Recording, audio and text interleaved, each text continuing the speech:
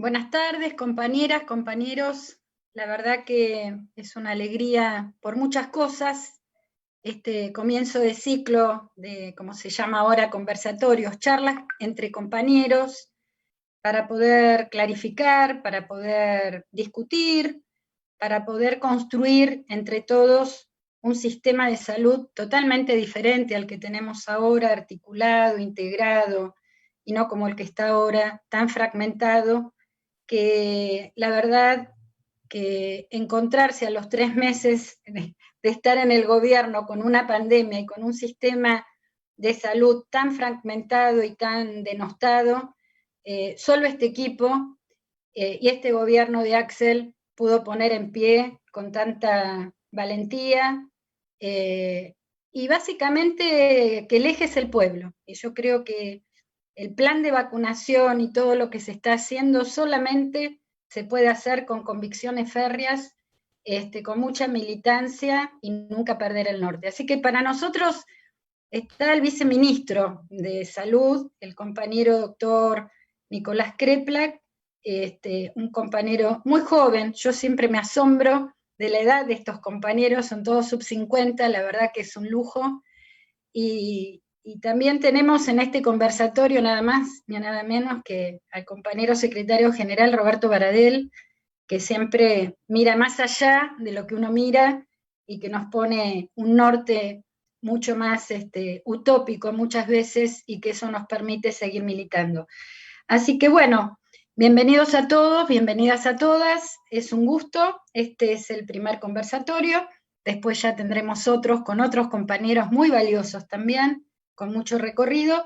Así que bueno, Nicolás, te damos la palabra, arrancando en esta cuestión tan vapuleada, ¿no? De lo que es la salud, ¿no? Salud pública, salud privada, quien paga tiene mejor salud. Creo que el coronavirus nos marcó otra cosa, y por eso arrancamos con este conversatorio diciendo que la salud es un derecho humano. Gracias, Nicolás, por estar. Bueno, muchas gracias Lili, muchas gracias compañeros, compañeras. Es un gusto personal poder estar compartiendo con ustedes esto, personalmente porque es un lugar donde son compañeros y compañeras con los cuales uno se siente muy cómodo, e identificado con la trayectoria, con estar en el lugar donde hay que estar y con la coherencia. Particularmente, siempre que puedo encontrarme con Lili Capone lo quiero hacer, porque es una compañera incansable, coherente, sabia, y sobre todo, bueno, siempre dispuesta a trabajar en lo colectivo, que tiene una mirada de lo colectivo que es la forma que a mí más me gusta, y si hacerlo junto con el compañero Roby Baradel, me parece que es un honor personal, así que agradezco por la oportunidad de poder charlar con todos ustedes en este momento. Y la invitación es a conversar un poco sobre qué es esto del sistema de salud, la integración del sistema de salud. Yo voy a tratar de expresar algo que muchas veces los que nos dedicamos a esto cometemos un error. Nos ponemos a discutir la cuestión que los propios sectores y actores de la salud entendemos como los problemas cotidianos que tenemos en el financiamiento, en la forma de organización, en la lógica del conocimiento, en las estructuras de poder que siempre han llevado adelante el sistema de salud, es decir, nos ponemos a pensar un sistema de salud que dé cuenta de los problemas que tiene el sistema de salud, y solemos tener por fuera a lo más importante, que es entender que tenemos que construir un sistema de salud que dé cuenta de los problemas que tiene el pueblo. Si empezamos a entender que lo que tenemos que construir es un sistema de salud que responda a los problemas que tiene el pueblo, quizás ahí hay unas cuantas contradicciones que empiezan a ponerse como contradicciones que parecieran muy importantes y que en verdad no lo son, y que son mucho más fácilmente organizables. La verdad que la historia de la salud en nuestro país ha tenido derroteros. Yo no quiero hacer un revisionismo histórico, lo que voy a decir simplemente es: el sistema de salud que tenemos es lo que pudimos construir políticamente. Es la construcción de un país que se inició formalmente con el peronismo, con un sistema de salud y un Estado que se inicia formalmente con el peronismo, y luego de eso muchos años de dictaduras, de atentados, de neoliberalismos, de abandonos, y sobre eso se construyó cada uno el sálvese quien pueda, y ese sálvese quien pueda llevó a este punto de la fragmentación tal que los sectores populares tienen 3 o 4 veces más mortalidad infantil que los sectores más acomodados, que en general cualquier aspecto que uno piense de la salud es mucho peor en los sectores populares que en los sectores más altos o medios y altos. Y esa realidad que parecía ser escrita en piedra, que quizás incluso hasta hace nada, o hasta hace la semana pasada, sectores de la medicina privada dicen lo único que funciona bien de la salud es la medicina privada, este año se la dio de frente contra una realidad tremenda, que fue una pandemia. Y la pandemia no surge solamente más allá del contexto sanitario, en el contexto político argentino, surge con un gobierno popular, por un lado, porque esto podría haber sido administrado como se administró en otros lugares del mundo, como se administró en otras jurisdicciones de este país, en la cual se terciarizó, se contrataron a empresas para que se hagan cargo de ciertas cosas, y que se siga reproduciendo. El coronavirus es una enfermedad respiratoria, como toda enfermedad respiratoria, suele ser un marcador muy importante de las desigualdades socioeconómicas. Pensemos si fuera tuberculosis. Claramente la tuberculosis es mucho más dañina, más grave, más frecuente en los sectores populares, pero el HIV también, pero la sífilis también. Las enfermedades infecciosas son enfermedades que tienen más problemas en los lugares donde las casas son más chiquitas, las ventilaciones son más difíciles, la alimentación es peor, la accesibilidad al sistema de salud porque las calles están rotas, porque no hay transporte público, porque no tenés un auto, porque no hay un sistema de atención domiciliaria para aquel que no tiene una medicina prepaga, que lo puede pagar. Una serie de cosas hacen que las enfermedades infecciosas son el prototipo de las enfermedades de los pueblos pobres y desiguales. Y eso era lo que se venía con la pandemia. Una pandemia que además fue tremenda para todos los países del mundo, para aquellos países del mundo que tienen mayor riqueza y menos nivel de desigualdad, fue tremenda, pero un país con un conglomerado urbano como el de área metropolitana bonaerense, de 15 millones de habitantes, con la mitad de ellos en pobreza, con villas, asentamientos, era una bomba que iba a explotar y que nos iba a explotar a todos en la mano y que era indefectible prácticamente. ¿Cómo se podía solucionar esto? Se solucionó primero con una medida sanitaria que para mí fue impactante, que quedará en los libros de la historia probablemente, que es Alberto Fernández parado frente a una cámara diciéndole a todo el pueblo a partir de ahora, solo salgan de sus casas para buscar provisión, y si no se quedan en su casa, afuera está el virus, y si salimos nos encontramos con el virus. Cuando él dice esa frase, dice salgan solamente de su casa para buscar provisiones, se hace responsable políticamente de tomar una medida sanitaria que no pasaba hace muchísimo tiempo, que las autoridades políticas se hicieran responsables de tomar medidas sanitarias profundas. Nos permiten a nosotros tener un margen para construir un sistema de salud detrás de eso. Todos los días el gobernador de la provincia de Buenos Aires habla de salud, explica hacia dónde va la salud. Es decir, se piensa la salud como una política de Estado. Eso nos cambia la ecuación de qué estaba pasando en el sistema sanitario en nuestro país y nos permite una cosa distinta, empezar a construir un sistema de salud distinto. Después se hicieron de todo, obras, se hicieron un millón de cosas. Ahora, la conclusión de todo lo que se pudo hacer, la incorporación de trabajadores y trabajadoras, muchísimos trabajadores que se incorporaron, bueno, las paritarias que ustedes conocen bien, pero todo lo que hemos hecho para recuperar la fuerza de la salud, la fuerza de los trabajadores, porque en el fondo, si el sistema de salud como el sistema educativo, de alguna manera, es gente que cuida gente y está organizada para tal fin. No son tecnologías aplicadas a personas para enfermedades, son gente que cuida gente y está organizada. Entonces hubo que capacitarse, prepararnos. El trabajo que hicimos fue muy grande. Ahora, ¿qué terminó sucediendo? Tuvimos una primera ola donde en nuestro país no colapsó el sistema de salud, como colapsó en todo el resto del mundo, y una segunda ola que fue tremendamente más abundante en cantidad de casos, en cantidad de fallecidos, en las complicaciones que tuvo, y así todo el sistema de salud no colapsó. ¿Y por qué no colapsó? Porque, como decía Cristina el otro día, tuvimos que integrar el sistema a las patadas. Fue una necesidad integrar el sistema de salud. Si no hubiéramos hecho el esfuerzo de integrar el sistema de salud, no hubiera sido posible de ninguna manera evitar el colapso del sistema sanitario. En la provincia de Buenos Aires, lo primero que hicimos fue, el año pasado, a nivel de empezar la pandemia, fue tener un sistema de gestión de camas, saber quién está internado en cada cama, pública, privada, municipal, nacional, provincial, online. Nosotros sabemos todas las camas. Eso no existía y no existe en ninguna jurisdicción del país, pero lo tuvimos que construir en esta jurisdicción porque si no, no había forma de administrarlo. Hicimos más de 200.000 derivaciones de pacientes que en un momento no tenían el tomógrafo, el respirador, la atención que necesitaban para que no colapse el sistema por la cantidad de veces que los hospitales estuvieron al 100% de ocupación, igual no colapsó el sistema. Porque siempre pudimos con este sistema, es decir, la integración del sistema que cruzó público y privado, llegamos a tener el 55% de los pacientes de terapia intensiva de los hospitales públicos de la provincia eran pacientes con obras sociales y prepagas en un momento. Logramos atender a la población, y esto ustedes se acordarán del día que el gobernador se encontró con los dueños de todas las prepagas, atender a la población de las prepagas de la Ciudad de Buenos Aires, que no encontraban cama en la Ciudad de Buenos Aires, que había colapsado, y la provincia en su enorme sistema de salud, porque estaba unificado, porque estaba integrado, permitió absorber, porque entonces absorbieron a las prepagas, y las obras sociales como el IOMA también se dieron espacio en clínicas y lo ocuparon en hospitales. Todo eso se pudo dar sin que entonces a nadie le falte ni oxígeno. Reactivamos la planta de oxígeno de los hospitales públicos que llevaba más de 30 años abandonada, y compramos 17 plantas de oxígeno más para poder compensar lo que la industria de oxígeno monopólica y multinacional no podía dar. Lo compensamos cargando tubos de oxígeno para públicos o para privados.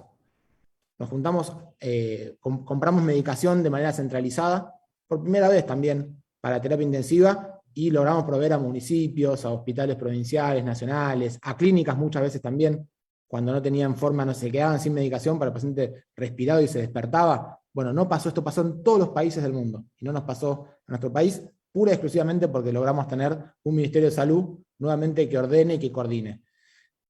Conclusión de todo esto, vamos a resumir enormes cantidades de cosas que se hicieron. Conclusión de todo esto, y lo medimos hace poquitito, es que en la provincia de Buenos Aires no hay desigualdad, no hubo desigualdad en la distribución de la enfermedad. Es decir, los sectores más pobres no tuvieron más casos de coronavirus que los sectores más ricos, ni tuvieron más muertes por coronavirus que los sectores más ricos, ni los hospitales públicos tuvieron más mortalidad en la terapia intensiva que las clínicas de las prepagas, ni que las clínicas de las obras sociales.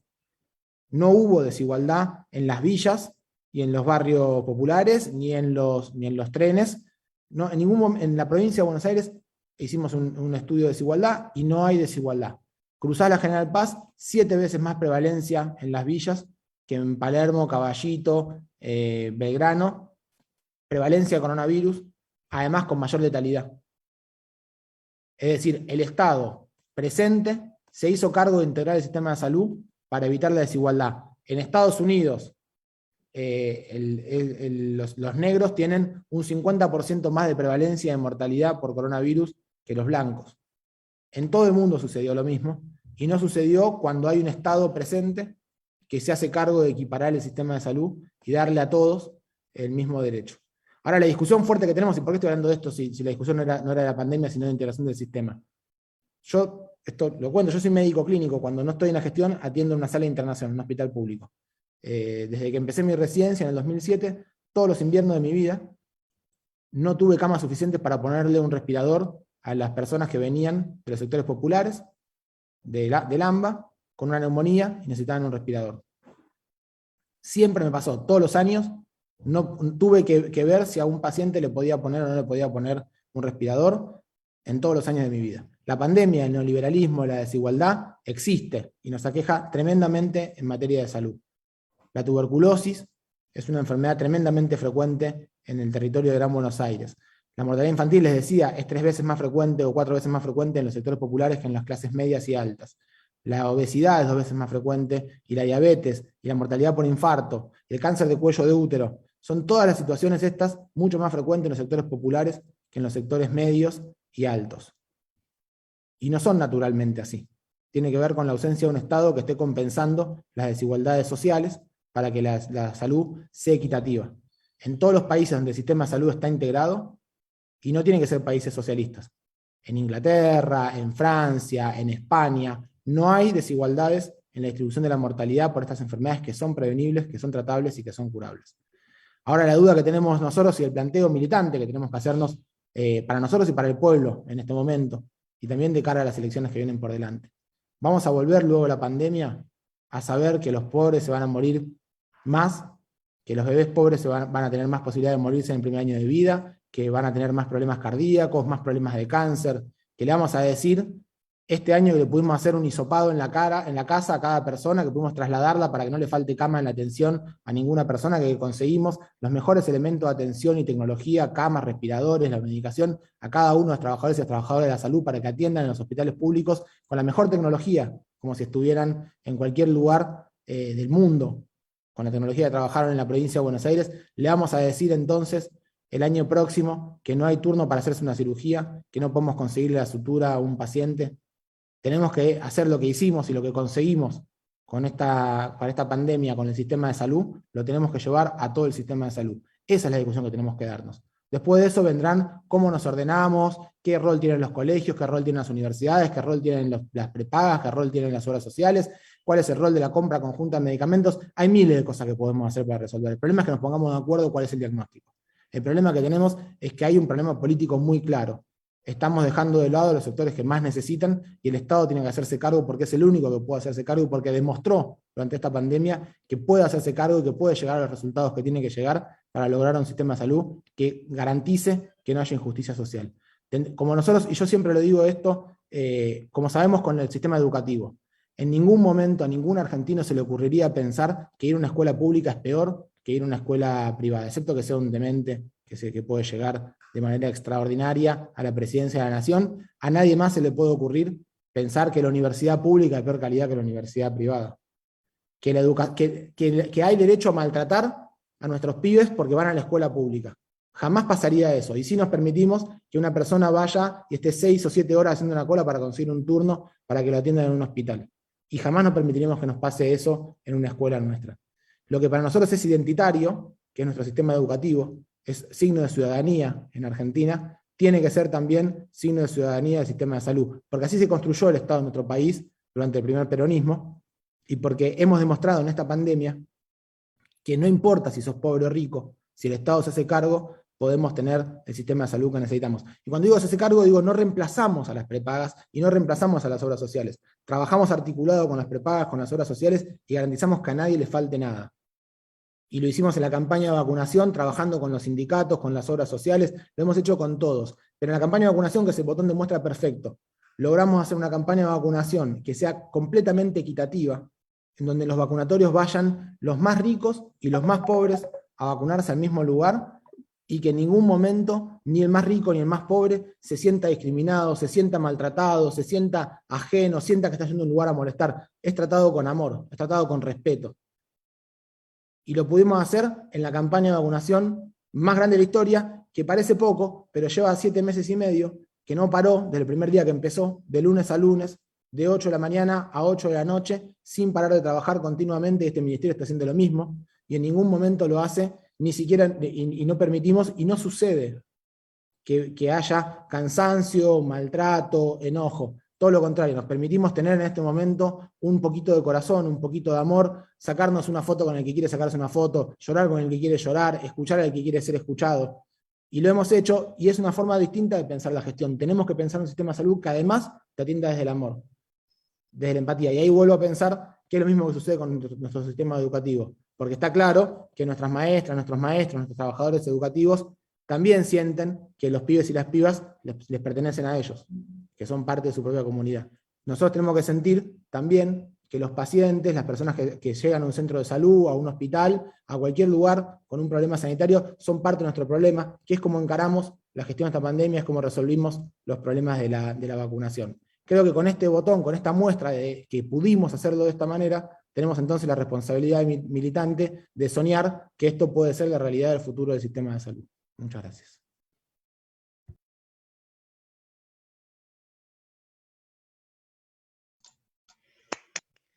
Bueno, gracias Nico.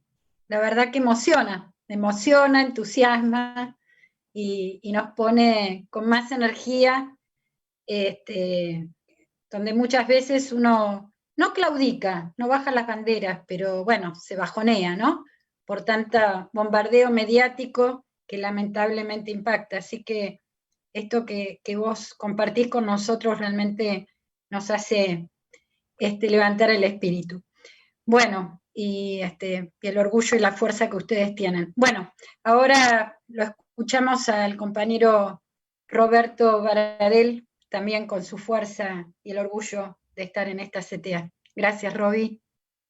Gracias, Lili. Hago mías las palabras de Nico Kreplak con respecto a vos. Es un orgullo que estés donde estás y al lado nuestro, que seas militante de la CTA de los trabajadores y las trabajadoras, también una militante incansable muy sabia y que fuiste fundamental para el proceso que los trabajadores y las trabajadoras tuvimos que asumir en el debate, en la discusión, en la elaboración de propuestas y en el cuidado de nuestros mismos compañeros y compañeras en cada una de las escuelas, en los hospitales, en los lugares de trabajo.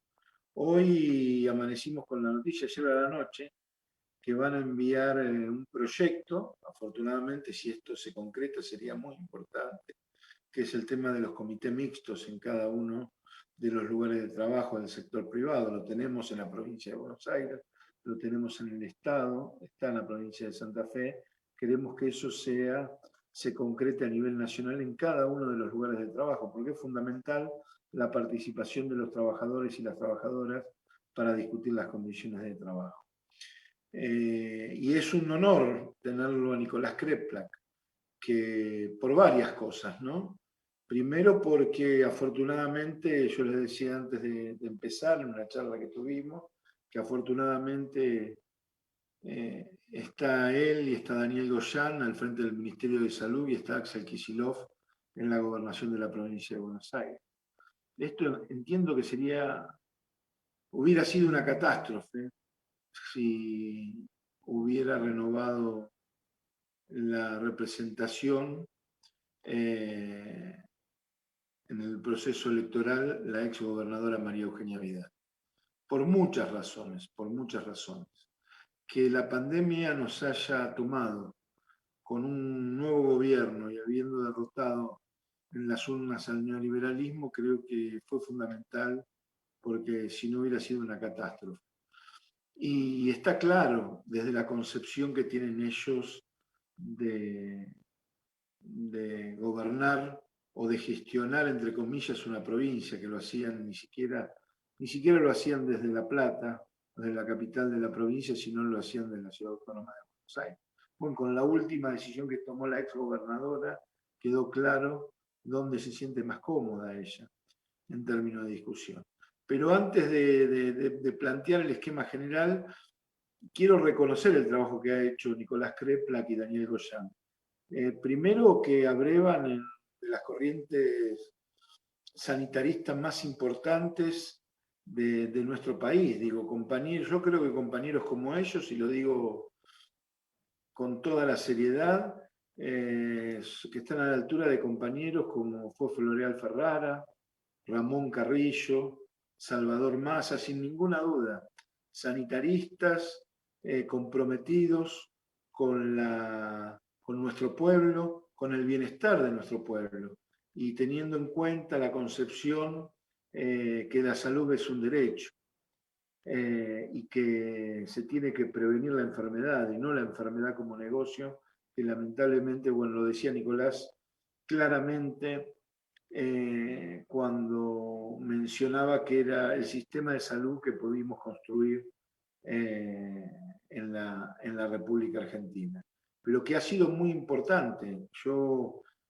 Ustedes fíjense cómo la línea histórica se repite, ¿no? Esto de María Eugenia Vidal, de no inaugurar hospitales que estaban prácticamente terminados, de no nombrar personal, de no invertir en insumos para el conjunto de la sociedad. Bueno, pasó exactamente lo mismo con Ramón Carrillo en el gobierno de Perón, cuando construyeron más de 500 hospitales y centros sanitarios en todo el país, y muchos que estaban a medio hacer o estaban por terminar, y cuando fue lamentablemente en el año 56 la masacre previamente y después el golpe de Estado directamente que derrocan al gobierno de Perón, dejaron esos centros de salud sin hacer exactamente el mismo patrón de conducta que tuvo María Eugenia Vidal en la provincia de Buenos Aires con los hospitales. Uno de los recordados fue lo que se llamaba el elefante blanco, que no lo terminaron nunca. Todas esas obras eran a favor del pueblo, pero tienen una concepción, lamentablemente, que desprecian la vida y desprecian a nuestro pueblo, excepto, claro, la vida de ellos y de sus familias o de los sectores que representan, que son sectores minoritarios, que el único interés que tienen o el interés fundamental que tienen es acumular ganancias en pocos sectores, ¿no? Entonces es fundamental que hayan estado ellos para enfrentar esta pandemia, que sin ninguna duda es un orgullo. El programa de vacunación, el plan de vacunación es impresionante. Nosotros estamos absolutamente orgullosos y orgullosas de ser parte del plan de vacunación de la provincia de Buenos Aires. Nuestros compañeros y nuestras compañeras, haber poner a disposición nuestras seccionales sindicales, nuestros centros de salud, los hoteles, en función solidariamente, producto de una construcción colectiva, para poder aportar a enfrentar a la pandemia en las mejores condiciones y que en nuestros lugares, como decía Nico, no haya diferenciación de quién se va a vacunar, quién va a un centro de aislamiento o quién tiene que internarse, para nosotros es un gran orgullo. Entonces, quiero reivindicar la decisión política colectiva de los trabajadores de poner a disposición estos centros de salud y de los trabajadores y las trabajadoras de la salud y de los trabajadores y las trabajadoras de los sindicatos que pusieron la mejor buena voluntad y el más alto compromiso para ser parte de esta gesta histórica, sin ninguna duda. Si hay un factor que uno puede decir que derrotó o que va a derrotar esta pandemia, es el tema de la vacunación, desde la concepción política de cuidar la vida, preservar la vida de todos y todas, que era lo que decía Nicolás recién, en la decisión que tomó el presidente de la Nación y el gobernador de la provincia de Buenos Aires, de decir, quédense en sus casas, hay que evitar que se propague el virus, hay que dar tiempo para recomponer un sistema de salud que estaba absolutamente colapsado, sin pandemia, y que además tenía que hacer frente a una nueva pandemia. Y en este sentido creo que nos tenemos que sentir absolutamente orgullosos. Y quiero destacar también la predisposición del Ministerio de Salud, porque el Ministerio de Salud, ante un hecho de tamaña magnitud, además se ocupaba de venir a discutir con los trabajadores y las trabajadoras con respecto a los lugares de trabajo. Y en varias reuniones de convocatoria del Comité de Crisis estuvo presente Nicolás Crepla, como viceministro de Salud. El Ministerio de Salud siempre estuvo presente ante el requerimiento y las necesidades del conjunto de la población y también de las necesidades de los trabajadores y las trabajadoras. Inclusive cuando teníamos muchísimas dudas, inclusive cuando teníamos hasta, si se quiere, no miradas diferentes, pero sí diversas con respecto a qué era lo que había que hacer en cada uno de los lugares, siempre estuvo dispuesto el Ministerio de Salud y en particular Nicolás Crepla para escuchar, para informarnos, también para discutir y para consensuar las medidas que se tenían que llevar adelante. Y ahí están los resultados. Hoy, esta semana, se están vacunando a mayores de 30 años sin turno directamente, que es un gran orgullo. Y a menores de 13 años, de 13 a 18 años también. Se abrió la inscripción, se va a vacunar a chicos y chicas con comorbilidades, pero también se avanza en la vacunación de esa franja etaria. Así que creo que es fundamental el trabajo que se viene haciendo. Y creo que el debate que tenemos que dar, que era el que mencionaba Nicolás, es la integración del sistema de salud en la República Argentina. Tenemos que debatir fuertemente la integración del sistema de salud en la República Argentina. Quedó claro quién puso lo que había que poner para sostener una situación como la de la pandemia. Sin ninguna duda que fue el sistema público de salud, que inclusive el sistema privado tuvo que requerir del sistema público de salud para poder hacer frente a esas obligaciones. Y también hay que tener en cuenta el tema de las obras sociales. Tanto el sistema público de salud que tiene que ser directriz central, pero también tenemos que tener en cuenta y discutir la integración con el sistema de salud privado y, por supuesto, con el subsistema de obras sociales, que es muy importante, para poder lograr lo que todos esperamos, lograr que realmente la salud en la República Argentina termine siendo un derecho y no un negocio de algunos pícaros que se llenan los bolsillos en detrimento del padecimiento de la mayoría de nuestro pueblo, y que tengan solamente acceso a una salud de calidad, una buena salud, o a las atenciones que se tienen que requerir a aquellos que tienen dinero para poder hacerlo. Como la salud es un derecho, tenemos que trabajar en la prevención. Recuerdo mucho lo que significó el programa TAMDOS en la provincia de Buenos Aires con Floreal Ferrara, ¿no? Yo creo que hay una etapa que se viene, que es trabajar fuertemente, y creo que con esta pandemia y con lo que se ha trabajado queda una base fundamental en la prevención y trabajar en cada uno de los barrios para que esto sea posible. Sin más, decirle a Nicolás y a las trabajadoras y a los trabajadores de la CTA que estamos absolutamente orgullosos y orgullosas del lugar que ocupamos de resistencia al neoliberalismo. Y estamos absolutamente orgullosos y orgullosas del lugar que ocupamos hoy, porque en los dos casos siempre estuvimos y estamos y vamos a estar del lado de los intereses de los trabajadores y de nuestro pueblo. Por eso no tenemos contradicción para decir que respaldamos a un gobierno como el de Axel Kicillof y Alberto Fernández, y elogiar un Ministerio de Salud como el de Daniel Goyán y Nicolás Crepla. Me voy a corregir, no es que no tenemos contradicción. Sentimos orgullo de decir que tenemos un gobierno como el de Axel Kicillof en la provincia de Buenos Aires, como el de Alberto a nivel nacional, y un Ministerio de Salud en el que está al frente Daniel Goyán y Nicolás Crepla. Muchas gracias.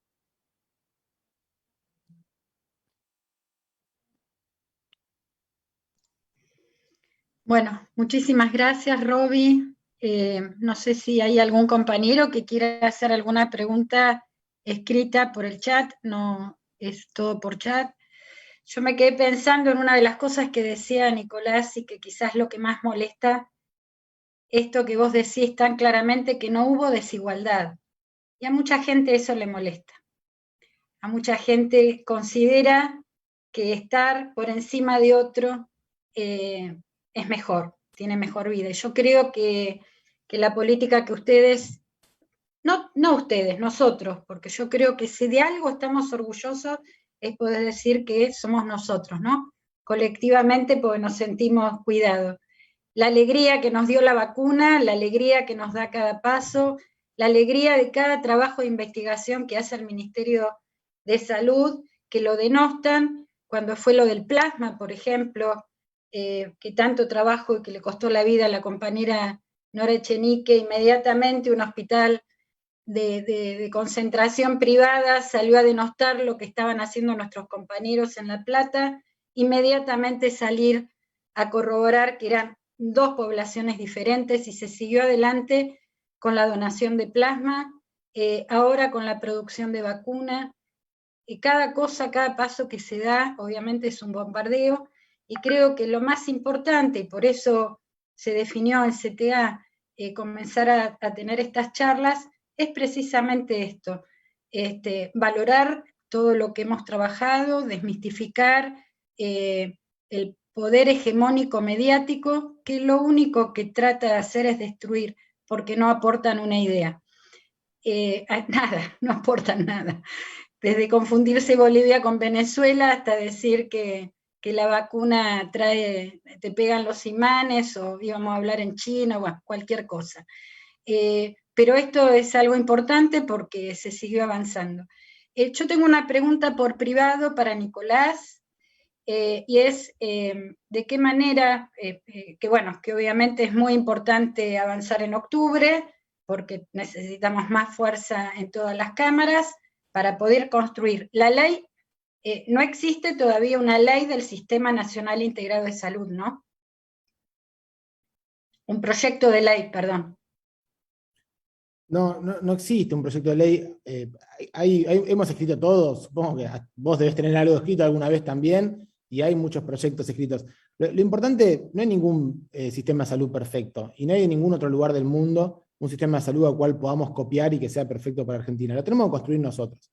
Lo que sí está sucediendo, y lamentablemente es una crisis a nivel global, pero que no podemos ser tan débiles como sociedad, de no organizarnos lo suficiente para tener un aprendizaje serio de lo que pasó a nivel mundial en nuestro país respecto a esta pandemia. Porque la pandemia es al mismo tiempo también la mayor crisis moral de la historia. Claro. Tenemos países que tienen vacunas para tirar para arriba, que no saben qué hacer para vacunar a la gente que no se quiere vacunar, y tenemos continentes que no se han empezado ni a vacunar prácticamente. Y va a seguir sucediendo que tengamos variantes virales en tanto no vacunemos a gran parte del mundo que sigue sin vacunarse. Y este nivel de desigualdad impresionante en Argentina no pasa. No tenemos a los sectores más ricos vacunados y los sectores más pobres no vacunados porque el Estado se hizo cargo de garantizar equidad. Entonces yo digo, ¿qué tenemos que hacer? Bueno, si nos ponemos a hablar del sistema de salud y de las inequidades y las injusticias, uno se sienta con cualquiera que transita, aunque sea un ratito por el sistema de salud, y sabe que esto es así. Y sabe que algo hay que hacer. Todos, obras sociales, prepagas, clínicas, corporaciones profesionales, laboratorios, todos saben que esto así como está, no se puede sostener de la manera que viene, y que la pandemia es un parteaguas, y que a partir de esto hay que organizarse de vuelta. No tenemos que tenerle miedo a abrir la puerta, invitar a la discusión, pero no tenemos que hacerlo en ninguna puerta cerrada, en ningún lugar escondido, tenemos que hacerlo de cara al pueblo. Así los intereses que se defienden son los intereses populares. Y si lo hacemos así, no importa que después operen una tapa de diario, porque siempre nos van a operar la tapa de diario. No pasa por ahí la discusión pasa por lo que efectivamente le cambia o no le cambia la vida a la gente. Y tenemos que trabajar para cambiar la vida a la gente para que sea mejor. Yo estoy seguro, no hay quien públicamente se pueda sentar con nosotros a decirnos que no hay que hacer lo que estamos diciendo que hay que hacer del sistema de salud. Después podemos sentarnos a discutir exactamente si las compras se financian de tal manera, si la organización. Todo eso va después. Y puede ser una manera, y si vemos que no funciona, se cambia hasta que sea una forma que funcione y que sirve. Nada de eso está mal. Lo que tenemos que tener la autoestima como pueblo es que cuando nos organizamos para hacer una cosa en la peor pandemia de la historia de la humanidad, logramos evitar que el sistema de salud colapse. Si pudimos hacer eso, es irremediable que podamos transformar el sistema de salud, simplemente necesitamos organizarnos lo suficiente. Nico, otra pregunta, pregunta un compañero. ¿Cómo piensan ustedes la tercer pata del sistema privado que es prepaga, y también está el sistema de riesgo del trabajo, que no vamos a entrar, no te preocupes, pero no es motivo de esta charla, pero sí, que es privado, digamos. ¿Cómo ustedes piensan articular esta cuestión en este sistema integrado? Todos contamos con una serie de problemas que son muy parecidos, que es, por ejemplo, los efectores de salud, los prestadores, los que atienden, son parecidos para todos, y las clínicas no son sostenibles de la forma en la cual están funcionando en este momento, en enormes cantidades, en enormes lugares de la provincia de Buenos Aires. La mitad de los municipios ya no tienen clínicas, porque hay solo sector público. Y en la otra mitad de las clínicas que están funcionando están con muchos problemas. Entonces, hay que sentarse a organizar, hay que tratar de evitar que haya un gasto excesivo, hay que tener un modelo de atención más o menos claro, a qué tenemos derecho a la salud todos. Me parece que hay una serie de cosas que podemos hacer todos juntos, pero después hay un problema de financiamiento muy grande, que bueno, todos sabemos que de los 6 millones de personas que tienen prepagas, hay un porcentaje muy grande, 4 millones de estos que vienen en verdad de la seguridad social, que pasan a las prepagas. Y ese movimiento es un movimiento que hay que pensarlo un poco mejor. El pasaje de los trabajadores de la seguridad social a las prepagas, porque suelen romper el sistema solidario de la seguridad social. Entonces hay que regularlo un poco mejor. Si son los sueldos más altos, las personas más jóvenes, terminan en algún momento pasando. Yo otro día estaba con un caso, una persona famosa, que estuvo 20 años pagando una prepaga, en un momento, este último año le fue mal, económicamente no pudo pagar 6 meses la prepaga, se interna por un problema grave y crónico, había perdido la prepaga hace 2 meses y no la pudo recuperar, 20 años de aporte a la prepaga. Y la prepaga le dijo, no te acepto de vuelta. Entonces, obviamente, ¿quién se hace cargo de eso? El hospital público. Y lo hacemos de todo corazón, pero ese sistema no puede ser así, no puede tener una regla tan arbitraria de donde una persona en un país como Argentina, que sabemos que puede tener vaivenes, quede totalmente expuesto. Bueno, hay que organizar muchísimas cosas de esto. No puede ser de ninguna manera un negocio autoadministrado y autorregulado por los jugadores del juego. En ningún lugar del mundo, en general el capitalismo funciona mal cuando funciona así, pero el capitalismo de la salud es muy injusto. El mercado de la salud es un mercado muy difícil porque la gente no sabe lo que está comprando y porque nadie quiere pagar por el riesgo. Entonces, la verdad que tenemos que tener reglas claras. Esto no es un invento argentino. En ningún lugar del mundo funciona el sistema de salud si no tiene reglas claras.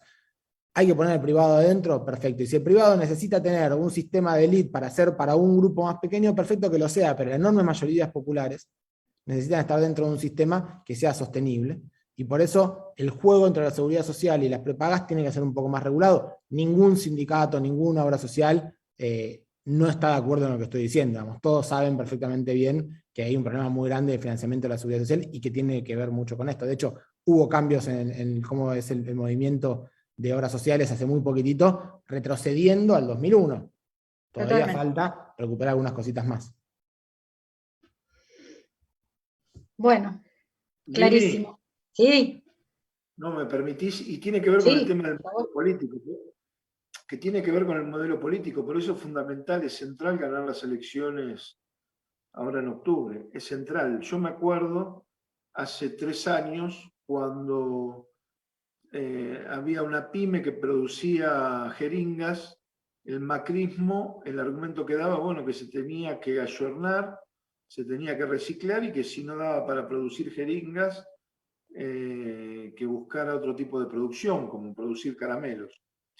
Y así es lo que sucedió con el tema de la pandemia, no tener una mirada en el tema del esquema de producción nacional, de lo que puede producir el país en una situación como esta. Menos mal que tuvieron el tino y la pericia y la expertise de salir a buscar algunos lugares, desde barbijos tuvimos que salir a buscar hasta respiradores y toda una serie de insumos que no producían el país, porque tampoco no había una mirada estratégica en cuanto al mercado interno y a la producción nacional. Esto tiene que ver con el tema del modelo de país. Es fundamental. Las decisiones políticas que se toman en materia económica, educativa, sanitaria, tienen que ver con la calidad de vida de los habitantes de la Argentina, sin ninguna duda. Y es central el debate del modelo de país que tenemos que desarrollar. Nosotros estamos en un espacio que es el espacio de producción y trabajo, con pymes, con pequeños productores, con representantes de la agricultura familiar, con cooperativas y demás, y estamos teniendo una serie de reuniones con el gobierno nacional. También lo vamos a hacer ahora a partir de agosto con algunos ministros del gobierno de la provincia de Buenos Aires también, para debatir algunas cuestiones que tienen en el horizonte, es cómo avanzamos, mejoramos la producción, incentivamos y ponemos a andar, fortalecer fundamentalmente el mercado interno. Yo quiero contar una anécdota, como lo que plantea Robbie es soberanía sanitaria en este caso, o sea, tener nosotros las cosas que realmente necesita nuestro pueblo, ¿no?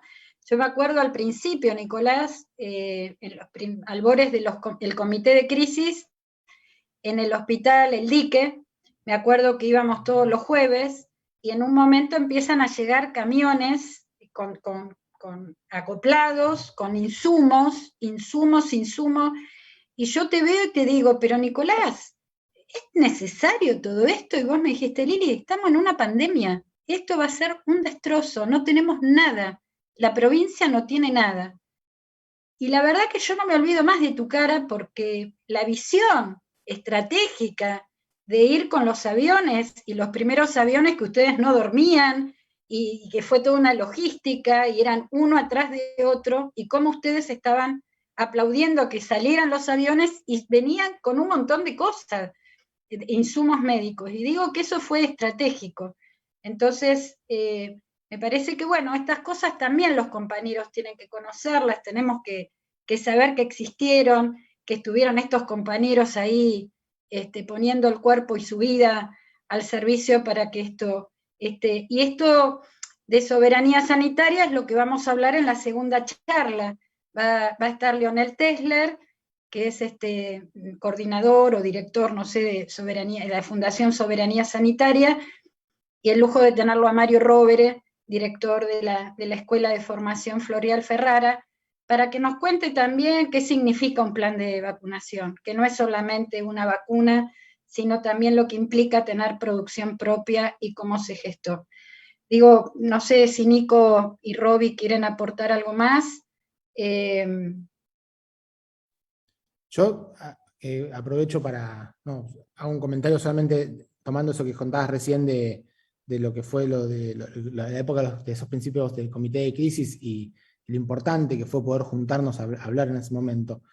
Porque hay una realidad concreta, no empezamos la historia el día que nosotros arrancamos o el día que empezó la pandemia. Había una historia de abandono en la política sanitaria de este país, de los trabajadores en los hospitales, de la producción, como decía Roby recién, y era imposible conseguir barbijos en la escala que necesitamos, en la calidad que necesitamos en nuestro país. Eso realmente a nosotros se nos partía el corazón yendo a comprar barbijos que podíamos fabricar y que de hecho hoy fabricamos en cooperativas en nuestra provincia y en pymes textiles, pero que al principio no había forma de hacerlo y tuvimos que ir a buscarlo a China y nos dimos cuenta de la endeble de nuestra soberanía, pero era imposible también pedirle a los trabajadores y las trabajadoras que se enfrenten a atender esta pandemia desconocida, que tenían temor en ese momento, si no le dábamos los elementos de protección personal. Entonces a nosotros se nos jugaba la vida en eso, porque si no lográbamos ponerle un barbijo de buena calidad a cada trabajador y trabajadora, no podíamos empezar a hablar de cómo organizábamos los servicios. Todavía no había ni enfermedad en el país, pero teníamos que organizar los servicios y había que proteger primero a los trabajadores y a las trabajadoras. Y yo quiero decir que al principio fue difícil, pero eso duró hasta que nos empezaron a creer. Y a partir de ese momento, el acompañamiento de los y las trabajadoras es impresionante.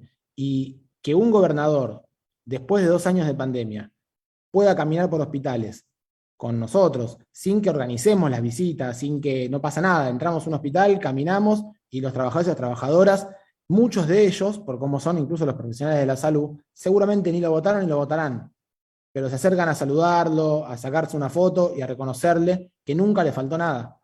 Y eso no es solamente que en concreto nunca le faltó nada, sino que el trabajador, cuando tiene un gobierno que lo acompaña, lo reconoce.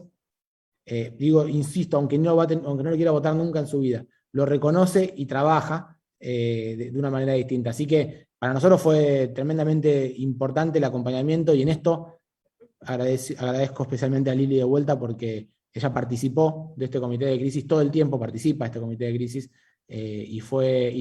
no siendo directamente de un sindicato de la salud, sino a través de la CTA, pero con un rol realmente muy importante. Y así nos acompañaron todos los sindicatos de la salud que se han puesto a disposición y nos han ayudado a llevar esto adelante de una manera para nosotros indispensable.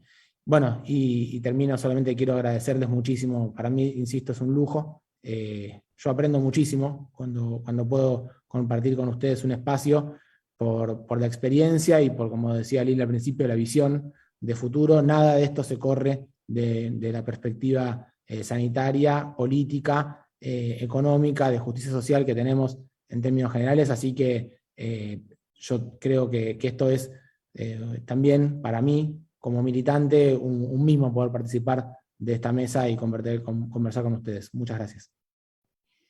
Gracias, Nico. ¿Roby?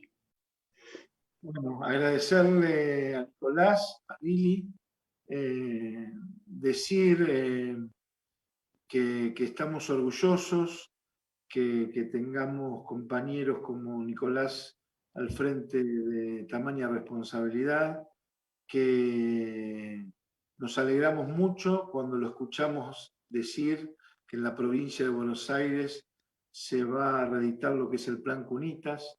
Nunca tuvimos dudas de nosotros. Hay que ser muy perverso, muy miserable en política para querer sacar una tajada haciendo denuncias falsas, poniendo en vilo a las personas y a sus familias durante mucho tiempo, en procesarlas con una articulación, lamentablemente, con una justicia dependiente de las corporaciones mediáticas, Pero además de eso, que ya de sí es absolutamente deplorable, el desprecio a la vida, a las familias, porque impidieron que miles y miles de familias pudieran tener acceso a ese programa como el Plan Cunitas, y inclusive quisieron quemar, ordenaban quemar las cunas y todo el kit, ¿no? Entonces, hoy siempre tuvieron la frente bien en alto porque sabíamos que era pura persecución, lawfare en la Argentina, hoy con el sobreseimiento y con la decisión política de volver a reeditar ese programa. Bueno, es un gran orgullo que sea Nicolás Crepla y Daniel Goyan uno de aquellos hombres y mujeres que pensaron con Cristina Fernández de Kirchner elaborar ese programa para miles de ciudadanos, miles de mamás y miles fundamentalmente de bebés en la República Argentina. Y aquellos que hacen de la política su espacio de revanchismo, de inescrupulosidad y de desprecio a la vida, yo estoy convencido que la mayoría de nuestro pueblo le va a dar la espalda y va a ratificar a compañeros y a compañeras como Nicolás, como Axel Kicillof y como todos los compañeros y compañeras que van a ir en las listas del Frente de Todos para procurar construir las condiciones que permitan transformar la realidad y construir una Argentina justa, libre y soberana. Muchas gracias, Nicolás. Muchas gracias, Lili, y a todas las compañeras y compañeros. Gracias, compañeros, compañeras. Nos vemos en el segundo conversatorio, Soberanía Sanitaria. Nos vemos. Gracias. Muy Muchas bueno, gracias. Gracias, Nico. A ustedes. Gracias.